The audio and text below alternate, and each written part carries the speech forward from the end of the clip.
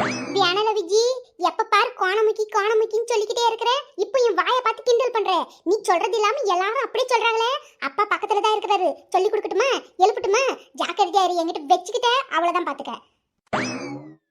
யாமுடி அம்மு, யார்கிட்ட பேசணும்னு தெரியலையோ. நாளைக்கு பள்ளிக்கூடத்துக்கு என் கூட தான் வந்தாகணும். போற வழியிலே இறக்கி விட்டேன்.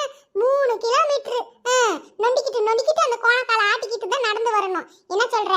அப்பா கிட்ட சொல்லி கொடுப்பியா?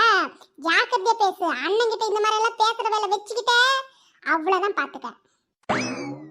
என்னலே மிரட்டுறியா? அம்மா கிட்ட சொன்னா என்ன ஆகும் தெரியல. அவ்வளவுதான். காலையில அம்மா கிட்ட நீ 1 ரூபாய் வாங்க முடியாது. நான் சொல்லி கொடுத்தேன்னா ஜாக்கிரதையா இரு. என்கிட்ட பகச்சுக்காத. அப்புறம் ஓமார்க்கு எழுதி குடிடி, அத்தை பண்ணிடி, இத்தை பண்ணி சொல்லு.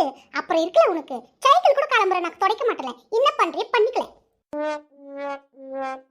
ஏம்மா பாத்தியாம்மா எப்படி எல்லாம் சொல்றான்? மிரட்டுறாமா. பள்ளிக்கூடத்துக்கு போகும்போது பாதி வழியில விட்டுருவானாமா. இவன் எப்ப இருந்தாலும் இப்படியே தான் செய்வாமா. எனக்கு பயமா இருக்கு. இனிமே நான் இவன் கூட போவே மாட்டேன். எனக்கு ஆட்டோ ரெடி பண்ணு, நான் ஆட்டோலயே போயிட்டு வரேன். இவன் கூட நான் போவே மாட்டேன். என்னைக்கு இருந்தாலும் இவன் விட்டுட்டு போறவன் தான்.